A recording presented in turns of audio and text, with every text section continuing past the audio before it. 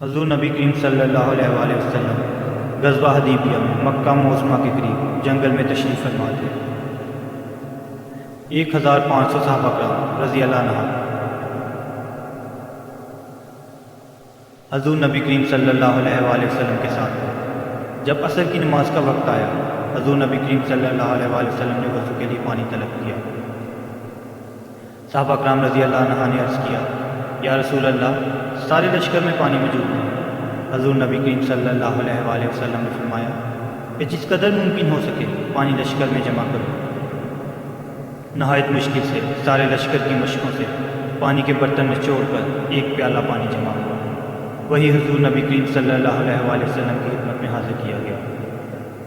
حضور نبی کریم صلی اللہ علیہ وآلہ وسلم نے بسم اللہ کہہ کر اپنا دست مبارک پیالے میں رکھا۔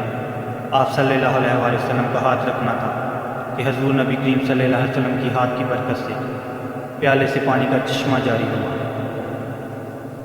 سارے لشکر والوں نے مشکی اور پانی کے برتن بھر لیے، سب نے وضو کیا۔ کسی نے حضرت جابر رضی اللہ عنہ سے پوچھا، بھلا تم کتنے آدمی تھے جو پانی پینے میں شامل تھے؟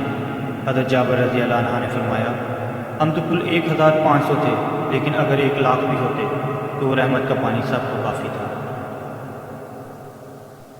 قصص الانبیاء صفحہ نمبر 673، معجزات رسول عربی صلی اللہ علیہ وسلم۔